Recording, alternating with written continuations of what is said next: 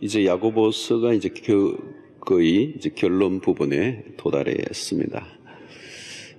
야고보는 성숙한 삶에 초점을 맞추어서 메시지를 계속 다루는데요.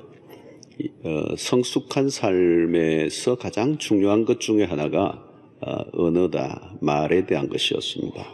그래서 야고보서를 보면 여러 부분에 걸쳐서 말에 대한 교훈이 나오고 있습니다. 성숙한 삶은 결국 언어의 삶이고, 삶의 질을 바꾸는 것도 결국은 말에 있습니다. 야고보서는 흩어진 그리스도 유대인들에게 편지를 썼습니다. 특정한 교회에 대한 편지는 아닙니다. 흩어진 이 디아스포라, 유대인들이 흩어져 있어서 흩어졌지만 또 유대인들끼리 이렇게 모여 사는 작은 공동체, 이게 복잡한 문제들이 많이 생길 수밖에 없었습니다. 그러면서 그들이 문제가 생기면 이 맹세를 통해서 문제를 해결을 하려고 했습니다. 그런데 이 맹세가 또 다른 문제를 낳고, 이렇게 되니까 결국 야고보가 내 형제들아 무엇보다도 맹세하지 말라, 오늘 말씀을 하고 있습니다. 여기 보면 무엇보다도 라는 이 말씀은 다른 어떤 것보다 강조를 하면서 이제 야고보서를 결론을 내려고 하고 있습니다. 어떻게 보면 이 본문의 22절이 왜 들어갔을까, 이제 이렇게 좀 생뚱맞아 보입니다. 그러나 아마 야고보의 입장에서 이 부분이 한 번 더 강조되어야 할 것을 이렇게 말씀하고 있습니다. 구약을 보면 유대인들의 공동체 안에서 이 계약서, 이전에는 계약서라는 게 없었죠. 계약서가 존재하지 않았습니다. 그때는 당사자들 간에 계약서를 쓰기보다는 쓰지 않고 이렇게 맹세를 했습니다. 맹세를 하면서 약속을 지켜왔던 거죠. 그러니까 맹세는 곧 보증 서류와 같았습니다. 그런데 이 맹세를 할 때는 반드시 하나님 앞에서 하는 거죠. 하나님 앞에서 맹세를 했습니다. 그리고 맹세를 할 때 하나님 앞에서 했기 때문에 증인이 누구냐? 하나님이신 거죠. 그래서 만약에 그 맹세를 지키지 않으면 하나님이 심판하실 것이다. 자, 이것이 구약의 공동체, 또 고대 사회에서의 아주 흔한 계약의 방식이었습니다. 만약에 맹세하고 맹세를 지키지 않으면 하나님까지 거짓말에 끼어넣는 죄를 범하게 되는 것입니다. 자, 그런데 이 일반적으로 맹세에 대한 양극단이 있는데 무조건 맹세를 하면 안 된다라고 주장하는 부류도 있었습니다. 특히 제세례파들인데요. 이들은 재판정에서도 증인의 자리에 서지 않습니다. 어떤 경우에도 맹세를 하면 안 된다. 이유는 예수님의 산상수훈에서 맹세하지 말라라고 하는 말씀을 문자적으로 지키는 것입니다. 또 다른 극단은 어떤 맹세든지 했다면 반드시 지켜야 한다, 이걸 강조하는 부류가 있습니다. 비록 그것이 옳지 않은 것이라 할지라도 맹세를 했다면 지켜야 된다. 예를 들면 내가 만약에 다시 술을 먹으면 팔목을 자르겠다. 잘라야 되는 거. 아주 극단적인 사람들. 그게 비윤리적이든 윤리적인 것이든 지켜야 한다. 자, 그런데 우리가 이 맹세에 있어서 중요한 것은 맹세 자체보다 그 맹세를 하게 하는 근본적인 정신을 말씀하려고 하는 것입니다. 자, 우리가 오늘도 맹세를 또 안 할 수 없죠. 하기도 합니다. 결혼식 때, 또 법정에 설 때, 또 이런 안수식을 할 때나 이럴 때 서약은 일종의 맹세입니다. 자, 왜 맹세를 하지 말라고 했을까? 야고보가 지금 그 근본적인 이유를 우리가 좀 알고자 합니다. 첫 번째는 우리는 유한한 인간이기 때문에 그렇습니다. 인간의 한계를 인정하면 맹세를 함부로 해서는 안 된다는 것입니다. 우리가 어떤 맹세, 약속, 서약 지킨다는 게 쉽지가 않습니다. 최선을 다해 노력하겠습니다 라는 말이 오히려 겸손한 그런 고백이 될 수가 있습니다. 그런데 나는 절대로 그렇게 하지 않겠다는 말을 쉽게 해서는 안 되는 것입니다. 절대로라는 단어는 인간이 쉽게 쓸 수 없는 단어인 것이죠. 그리스도인들은 가능한 말을 아껴서 사용해야 합니다. 너무 자신감에 차서 거창한 공약을 해서는 안 되는 것입니다. 가끔 큰 소리를 치고 나면 나중에 후회할 때가 많습니다. 내가 그때 너무 과하게 공약을 했구나. 나는 절대로 그 사람 같이는 하지 않을 것이다. 살아봐야 알아요. 가끔 남을 흉볼 때가 있습니다. 자식 좀 잘 기르지. 나는 저런 자식은 용납 못해. 근데 알 수 없는 거예요, 자식은. 살다 보면 인생이란 나의 능력 밖의 일들이 수없이 일어나는 것입니다. 나는 말한 것을 지켜. 그렇게 살 때 살더라도 장담을 함부로 하지 말라는 것입니다. 우리가 저지르기 쉬운 실수는 어떤 것입니까? 호언장담하는 거예요. 일종의 자기 과시입니다. 자신을 드러내고 싶을 때 자신감에 넘치는 모습을 보일 때 우리는 장담을 하죠.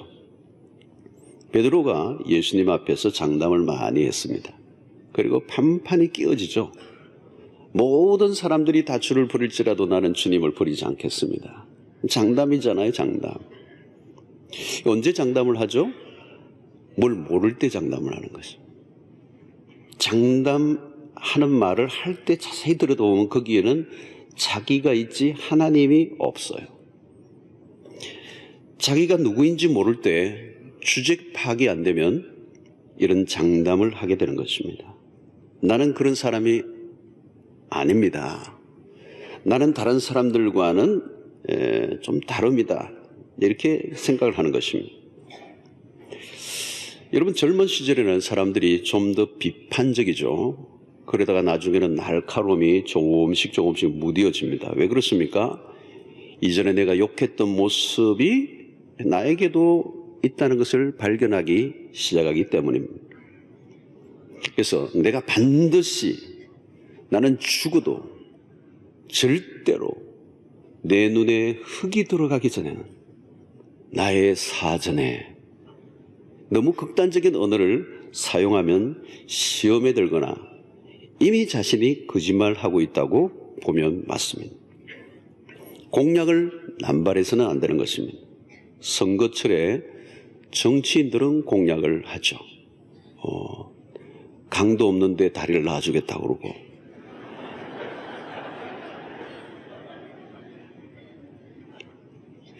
나는 반드시 이런 말은 자의식이 너무 강할 때 나오는 말입니다. 여러분, 인간이 얼마나 허약한가를 알면 장담이 줄어들게 되죠. 너무 멋진 말을 많이 하려고 하면 사기성이 있게 됩니다. 겸손해야 되죠. 자기의 자신감보다는 하나님의 은혜를 더 강조해야 되는 것입니다. 말의 실수는 사실은 교만으로부터 올 때가 많아요. 이런 장담을 하는 거죠. 교만은 감당할 수 없는 말들을 수없이 공략하게 하는 것입니다. 과장과 허세가 말을 통해서 흘러나오는 것입니다. 겸손해서 진실함이 나옵니다. 성실하게 살아온 사람들은 말을 아껴요. 정직한 삶을 살아온 사람들은 말이 적은 편입니다. 그러나 무책임하게 살아온 사람들은 말에 공해를 만들어내죠. 자신이 한 말에 책임을 잘 지지 않았던 사람들은 쉽게 말을 내뱉습니다. 그러므로 말에 거품을 없애야 되죠. 허황된 말을 버려야 합니다. 장황하거나 거창하지 않고 담백하고 단순하고 진중한 언어를 써야 되는 것입니다. 또 우리가 맹세를 함부로 해서는 안 되는 이유는 그것이 불신앙적 요소가 있기 때문에 그렇습니다. 맹세를 많이 하는 사람일수록 믿음에 문제가 있습니다. 맹세를 하는 이유가 뭘까요? 하나님에 대한 신뢰가 없을 때예요. 하나님을 신뢰하기보다 자기의 맹세로 하나님과 흥정을 하려고 합니다. 하나님이 이번 문제만 해결해 주시면 내가 이런 일을 하겠습니다. 이번 병만 낫게 해주신다면 이런 일을 드리겠습니다. 하나님과 일종의 빅딜을 하죠. 우리의 기도 속에 맹세 혹은 서원을 할 때가 많습니다. 믿음이 없을수록 서원이 더 많이 들어가요. 그래서 다급할 때는 감당하지도 못할 서원을 하는 것입니다. 그리고 문제가 해결되고 나면 오리발을 내봅니다. 천국에 가면 아마 특별 전시실이 있을 것 같아요. 오리발 전시실. 약속을 남발하는 것은 좋지 않습니다. 할 때 하면 되는 것입니다. 맹세를 많이 할수록 신뢰가 떨어져요. 자신의 말에 대한 신뢰가 낮을수록 더 수식어가 붙고 강조법이 많이 붙는 것입니다. 하나님의 이름까지 들먹이면서 자신의 말을 믿으라고 한다는 것은 그만큼 자기의 말에 신뢰도가 떨어지는 것입니다. 사실 평소에 믿을 만한 사람이라면 소리를 높일 필요도 없고 맹세할 필요도 없고 수식어를 붙일 필요가 전혀 없는 것입니다. 세 번째로 맹세를 해서는 안 되는 이유는 하나님만이 주권자이시기 때문에 그렇습니다. 모든 것은 하나님의 권세 아래서 움직입니다. 참새 한 마리도 하나님의 허락이 없이는 이루어지지 않습니다. 우리가 할 수 있는 일이 있고 하나님이 하실 일이 따로 있다는 것을 항상 인정해야 합니다. 우리의 의도가 강할수록 실수하기가 쉬워요. 그리고 맹세하다 보면 우리의 의도가 더 부각이 됩니다. 세상을 살다 보면 우리가 하려고 해서 되는 것보다 안 되는 게 더 많습니다. 모든 것은 하나님의 뜻대로 돌아가죠. 그러므로 하나님의 뜻을 늘 살피는 태도를 가져야 됩니다. 우리가 무엇을 하는 것보다 중요한 것은 하나님의 뜻입니다. 그러므로 가볍게 맹세하는 일은 자제되어야 하는 것입니다. 우리가 어떤 일에 대해서나 또 사람에 대해서 함부로 결론을 내리거나 단정을 짓지 않아야 합니다. 왜요? 그 모든 것의 주권자는 하나님이시기 때문에 하나님의 하실 일인 것입니다. 그럼 우리는 심판자의 태도를 가지지 말아야 합니다. 쉽게 결론 맺는 태도는 하나님의 주권보다 자기의 생각을 더 의지하는 불신앙적인 태도가 됩니다.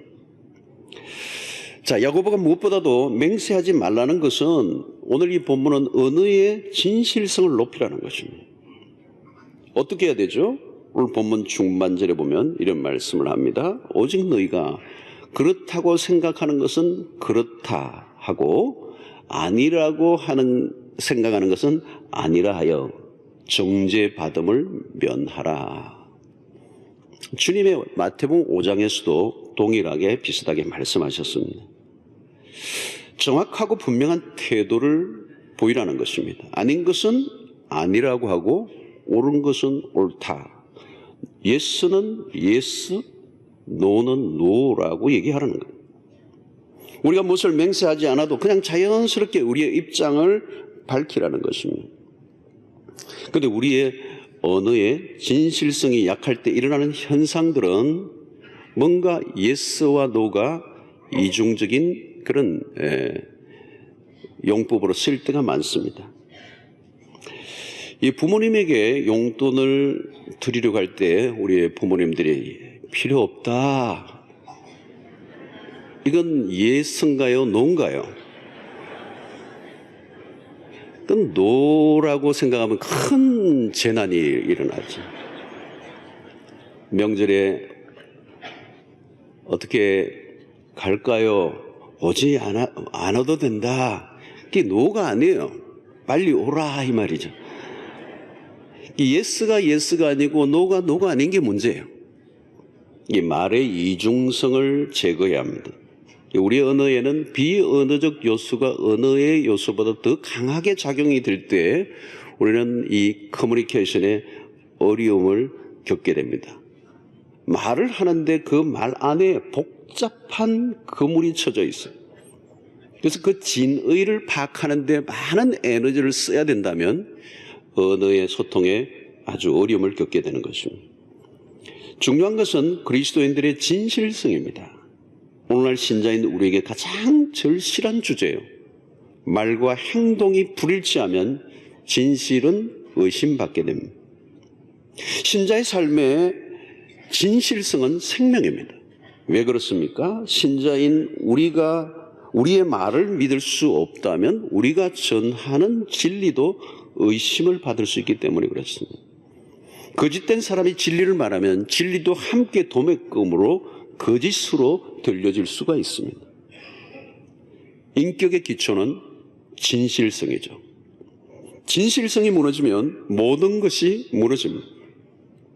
우리는 말한 것을 지키려고 애를 써야 합니다. 필립 브룩스가 이런 말을 합니다. 인격은 인생의 작은 순간에 만들어진다. 아주 작고 사소한 일에서부터 진실이 입증되어야 합니다. 여러분, 친구와 약속을 지키는 것에서부터 집안에서 아주 어린 아이와의 약속도 지켜야 하는 것입니다. 하나님 앞에서 서약한 것은 물론입니다. 그러므로 너무 쉽게 서약해서 안 되는 것이죠. 만약 서약이나 맹세를 했다면 지켜야 합니다. 그래서 교회도 직분자들을 세울 때 여러 가지 서약을 받죠. 참 조심스러워요. 왜냐하면 그 서약을 자꾸 남발하다 보면 스스로 그 약속을 깨는 행위가 되기 때문에 그렇습니다.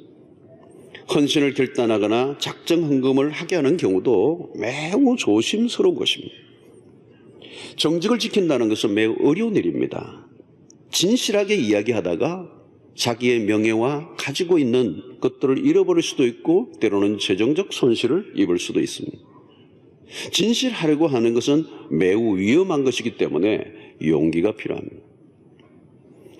우리가 잘 아는 다윗이 바세바의 성적 사건을 은폐하고 살아갈 때 어느 날 나단 선지자가 찾아와 죄를 지적합니다. 그때 그가 오리발을 내밀고 나단을 도리어 위협할 수도 있었습니다. 다윗은 이스라엘의 왕입니다. 자신을 궁지로 몰아넣는 나단에게 절대로 그런 일을 한 적이 없다고 내가 하나님 앞에서 맹세한다고 말했다라면 얼마든지 그 순간을 넘어갈 수 있었습니다. 그러나 다윗은 진실을 선택합니다. 죄를 시인하는 순간 지금까지 쌓아왔던 명예를 잃어버릴 수도 있는 위험한 선택이었습니다. 그러나 다윗은 진실을 위한 값비싼 대가를 지불합니다. 힘을 가지고 있을 때, 그리고 백성들의 존경과 신망을 다 받고 있던 그 순간 찾아온 나단의 지적 앞에 진실을 말한다는 것은 매우 어려운 일이었습니다. 공경에 처하면 사람들이 진실보다 거짓을 말하기가 쉬워집니다. 다윗이 지은 부끄러운 죄는 그가 영원히 숨기고 싶었을 것입니다. 그러나 나단의 고발에 그런 무릎을 꿇습니다. 놀라운 것은 바로 이 순간이 다윗의 인생의 가장 빛나는 부분입니다.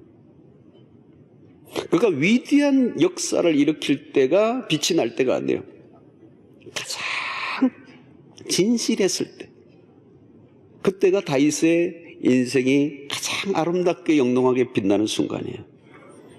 하나님의 사랑을 받는 자로 다시 회복되는 순간입니다.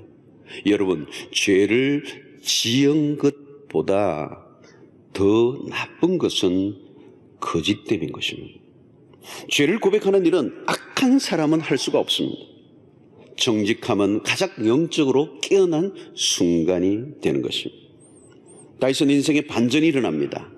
그리고 가장 비참한 실패를 가장 빛나는 붐으로 바꿔놓는 사건으로 만든 것이 바로 다윗의 진실한 고백이었습니다. 여러분, 정직의 힘이 얼마나 대단한가를 보여줍니다.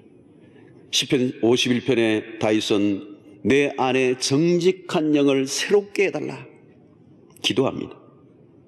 하나님이 그의 범죄에도 불구하고 내 마음에 합한 자라고 하는 칭호를 주신 것은 그의 다른 위대한 업적보다 그의 진실한 고백에 있었던 것입니다.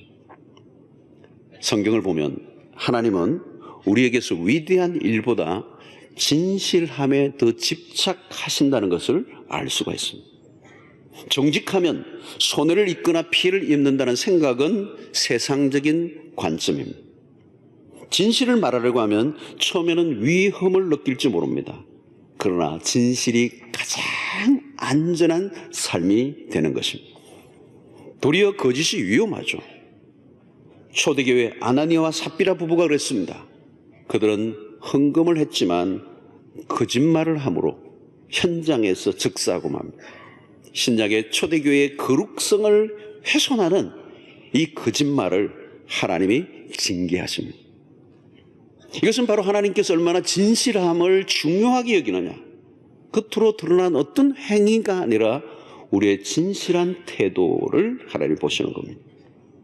우리는 지금 약속을 쉽게 깨는 시대를 살고 있습니다. 공동체는 약속에 근거하고 돌아갑니다. 명시된 약속뿐만 아니라 비명시되지 않은 묵시적 약속들이 있기 때문에 그 약속을 지킴으로 인하여 공동체가 돌아가는 거죠. 이 사회도 돌아가고 있는 거죠.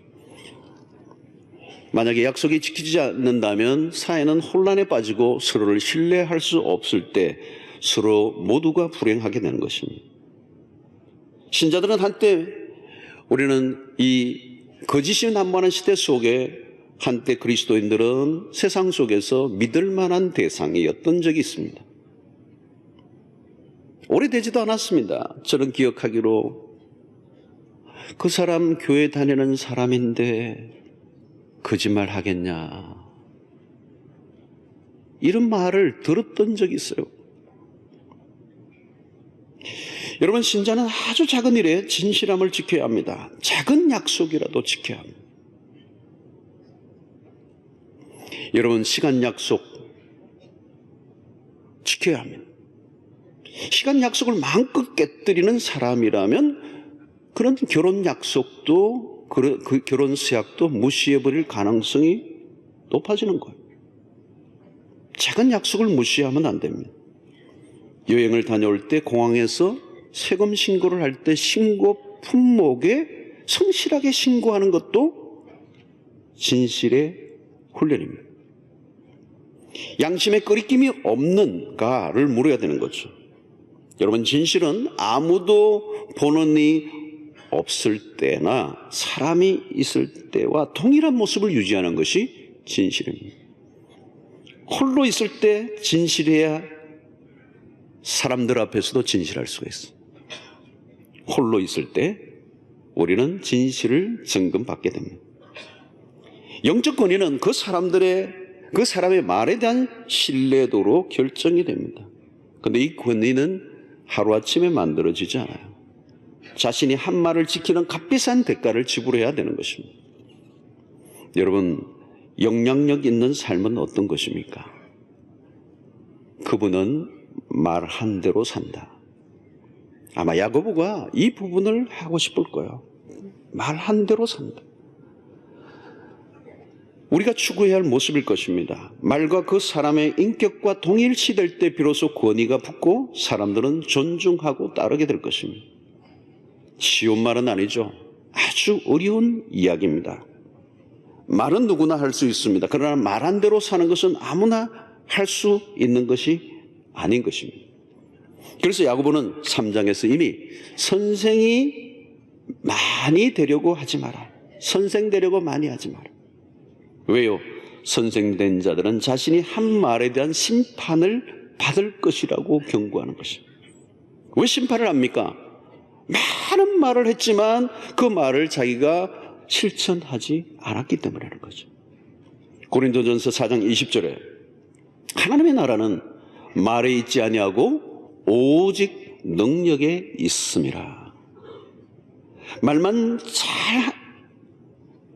잘하는 사람이 아니라 말보다 행동이 뒷받침돼야 되는 것이죠.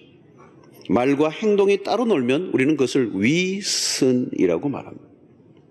우리가 신앙생활을 하면 할수록 이 위선을 하기가 쉬워져요. 초신자 때는 이 말과 행위의 괴리가 그렇게 크지가 않습니다. 그러나 신앙생활을 오래 하다 보면 이 괴리가 커져가는 거죠. 내가 알고 믿는 대로 살지 못하는 이 괴리가 점점 커지는 거죠. 근데 커지는데 이 커지는 것을 남에게 보일 수는 없고 그것을 숨기고 포장하기 시작하는 것입니다. 그때 우리는 윗선이 되는 것입니다. 알고 말하는 것보다 행동이 미치지 못하게 되면 윗선으로 가게 되는 것입니다. 우리는 대부분 이미 말을 다 잘합니다. 아는 것도 많습니다. 요즘 우리는 교회에서 얼마나 많은 프로그램들이 있습니까? 그런데 문제는 우리의 최고의 과제는 오늘 야고보가 다루는 것처럼 실천입니다. 사람들은 말 잘하는 것에 매력을 느끼지 못합니다. 너무 말을 잘하면 사기꾼 같아 보입니다. 본문에서 야고보는 맹세를 멈추라. 이 말씀은 말의 질을 높이라는 것입니다. 말의 질을 높이려고 하면 어떻게 돼요? 첫째는 신중해야 돼. 신중해야 돼. 둘째는 말한 것에 대한 책임을 지는 것입니다. 책임지지 않을 것이면 말을 하지 않는 것이 좋은 것입니다. 말에 신중하려고 하면 혀의 통제가 필요하다는 것입니다. 이미 야고보는 3장에서 혀의 통제가 거의 힘들다고 부정적으로 이야기를 했습니다. 그러나 여러분, 포기하지 말라는 얘기는 아닙니다. 성령 안에서 우리의 혀를 통제해야 할 것을 말씀합니다. 그러므로 우리는 언어의 훈련에, 이 말의 훈련에 침묵 훈련이 필요합니다. 말을 줄이는 것보다 더 좋은 언어 훈련은 없어.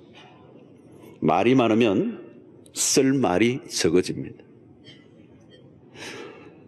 잠언에서 뭐라고 말씀합니까? 말이 많으면 허물을 면하기 어렵다고 그랬어요. 말을 많이 하면 실수를 할 수밖에 없는 것입니다. 실언이 나오게 되는 것입니다. 말을 많이 하고 나면 그 말에 자신이 감당을 하지 못합니다. 그리고 자기가 한 말에 스스로 모순을 겪게 됩니다. 자기 발에 자기가 걸려 넘어지는 것처럼 자기의 말에 자기가 걸려 넘어지는 모순을 안게 되는 것입니다. 그러므로 말을 적게 하는 훈련. 말을 많이 하면 그 안에 거짓말도 섞이게 되는 것입니다. 덕보다 실이 훨씬 더 많습니다. 말을 할까 말까 고민이 들 때 하지 않는 것이 후회를 줄이는 길입니다. 우리는 말의 훈련에 있어 중요한 것은 묵상 훈련과 침묵 훈련이에요. 이 훈련이 필요한 것입니다. 언어는 습관입니다. 10년, 20년, 30년, 40년 습교이 살아온 습관이 언어의 습관이 있습니다. 그런데 내가 안 하려고 하지만 이미 습관이 되어 있기 때문에 말이 튀어나와 버립니다. 실수를 하는 거죠. 이 습관을 바꾸는 길은 뭐예요? 훈련밖에 없는 것입니다. 무슨 훈련을 해요? 침묵 훈련을 하는 것입니다. 말은 언제 흘러나오는 것입니까? 침묵을 통한 언어의 숙성이 되고 난 다음에 흘러나오는 것입니다. 침묵의 성화가 말로 표현되는 것입니다. 그리고 말은 내 안에 든 것이 흘러나오는 것입니다. 뭘 들게 하죠? 하나님의 말씀. 말씀을 묵상하는 것이 바로 그것입니다. 하나님의 말씀으로 우리 안에 충만하게 채워질 때 그 말씀이 흘러나오게 되고 침묵을 통하여 언어를 성숙시키는 작업을 해야 되는 것입니다. 자, 여러분, 오늘 우리의 진중한 언어 생활이 결국은 우리의 영적인 영성의 과정에서 필수 중에 필수고, 이 혀를 어떻게 다룰 것인가가 우리의 삶의 질을 결정하는 요소이기 때문에 이것은 우리가 훈련을 해야 된다는 것입니다. 자, 우리는 거짓 세상에서 살고 있습니다. 거짓으로 도배된 세상을 우리가 살고 있어. 이런 세상 가운데서 우리는 서로가 서로를 믿지 못하는 이런 환경 속에서 그리스도인이 신자의 표지가 뭐냐? 진실이어야 한다는 거죠. 우리가 언제 세상에 비치고 소금의 역할을 하게 될 것입니까? 진실함 속에서. 거짓은 어둠입니다. 진실은 빛입니다. 진실할 때 우리가 참된 신자로 서게 되는 것입니다. 진실함이 곧 파우고 영향력입니다. 정직함이 최고의 무기이고 경쟁력입니다. 말의 신용도를 높이는 거죠. 무슨 다른 신용도를 높이는 게 중요한 것이 아니라 말의 신용도를 높이는 것입니다. 신뢰가 쌓이면 말을 하지 않아도 말을 하게 되고 다른 사람들에게 영향을 주게 됩니다. 여러분, 말을 하는데 다른 사람이 부연 설명을, 내 말에 대해서 부연 설명을 해주거나 또 다른 내 말에 대해서 증인을, 내가 그때 그 말 했었지 얘기해봐, 증인을 세운다면 그 말은 아무 의미가 없는 것입니다. 이미 공회요 소음인 것입니다. 전혀 영향력이 없는 것입니다. 야고보는 헛된 말을 삼가라고 가르치는 거죠.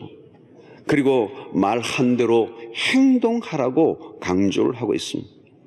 진실한 행동이 따르지 않는 말은 공허할 뿐이라는 것. 말씀을 듣고 삶에 적용함으로 자신을 증명해 내야 하는 것입니다. 그동안 우리는 세상 사람들에게 요즘 많이 질타를 받고 있는 것 중에 하나가 뭡니까? 예수쟁이들이 말을 잘한다는 소리예요. 예수쟁이들 말을 잘한다. 진짜 우리는 말 잘합니다. 말과 행동이 일치하지 않는 이중적이고 모순적인 삶을 살면서 말을 잘한다는 거예요. 이게 말만 잘한다는 거죠. 여러분, 이런 평가가 이제는 우리의 삶 속에서 다른 것으로 바뀌어져야 되는 거예요. 신자의 말은 정말 믿을 만하다. 벌써 우리는 이 30년, 40년 전에 그리스도인들이 들었던 그 신용을 회복해야 되는 거예요. 신자의 말은 믿을 만하다. 다른 사람의 말은 믿을 수 없어도 신자의 말은 믿을 만하다. 말의 신용도를 높이는 일이 우리의 신앙의 큰 과제인 것입니다. 만약 여러분들 가운데 사업을 하시는 분이라면 그 사업 속에서 우리의 말의 신용도를 높여야 합니다. 물건을 납품을 하는 날짜를 정했다면 그 날짜를 지켜야 합니다. 내가 며칠 몇 시에 내가 납품하겠습니다라고 했으면 그 말을 지킬 거예요. 말이 바뀌지 않아야 되는 거죠. 정직하게 거래를 해야 되는 거죠. 직장에는 출근 시간도 약속이죠. 그걸 지키는 것입니다. 신자의 말은 그 자체가 보증수표가 된다. 예. 계약서 쓸 거 없고 당신이 말했으니까 그 말을 내가 믿겠다고. 당신이 하나님 믿지 않느냐고. 그 정도가 되면 여러분, 우리의 삶을 통하여 복음이 저절로 증거될 줄로 믿습니다. 오늘 우리가 신자인 우리의 말을 우리끼리 믿을 수 있느냐? 만약 우리의 말의 신용도가 높아진다면 그 말을 통하여 하나님이 영광을 받으실 것이고 세상 속에서 놀라운 일들을 행하시리라고 믿습니다. 여러분, 우리는 언젠가 하나님의 심판대 앞에 서게 됩니다. 그 심판대 앞에 서서 우리가 무엇을 심판을 받습니까? 우리가 한 말에 대한 심판을 받을 것입니다. 마태복음 12장 36절로 37절의 말씀. 내가 너에게 이르노니 사람이 무슨 무익한 말을 하든지 심판날에 이에 대하여 신문을 받으리니 내 말로 의롭다함을 받고 내 말로 정죄함을 받으리라.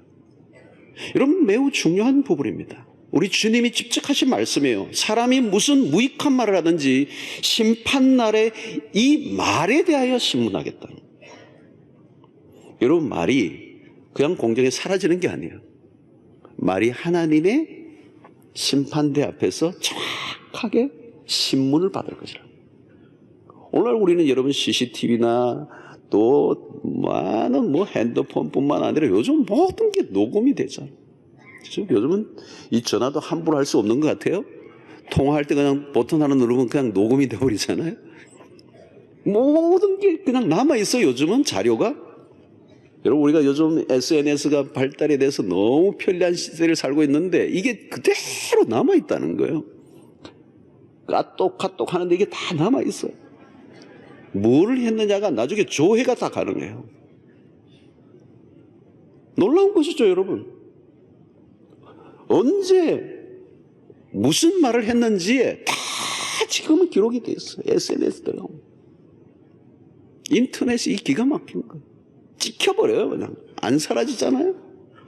여러분 하나님 앞에서 더해요. 더 정밀해요. 더 정확해요. 그러므로 오늘 우리의 말로 죄를 짓지 않고 말로 사람을 살리는 혀가 되어야 될 줄로 믿습니다. 신자의 핵심 주제입니다.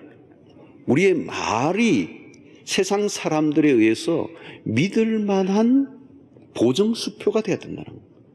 그래서 우리의 언어에 수식어가 붙지 않고 강조법이 붙지 않아도 그냥 있는 대로 말만 해도 그 말을 그대로 믿을 수 있는 세상이 될 때 우리가 말하는 진리를 세상 사람들이 귀를 기울이게 될 줄로 믿습니다. 아무쪼록 진실한 언어예요. 말과 행위의 일치를 이루는 이 작업이 우리의 평생의 신앙에 가는 길의 과제 중에 과제인 것입니다. 그래서 우리는 말과 행위의 이 갭을 줄이는 이 격차를 줄여내는 이 작업을 끊임없이 실천하고 내가 행동에 책임지지 못할 것이면 말을 하지 않는 우리의 언어 생활이 될 때 우리의 진중한 언어를 통하여 우리 자신의 신뢰도를 높여가고 잃어버린 실추된 우리의 그리스도인의 명예를 이 땅 가운데 다시 세워갈 때 우리의 삶이 빛이 되고 소금이 되고 영향력이 될 줄로 믿습니다. 우리의 모든 가까운 관계에서부터 우리의 이 언어의 진중성, 신실함을 실천해가는 여러분들 되셔서 우리의 언어가 생명의 언어가 되고 창조의 언어가 되고 또 우리의 모든 언어를 통하여서 하나님의 사랑을 실천하는 그런 우리의 혀가 되기를 주의 이름으로 축원합니다.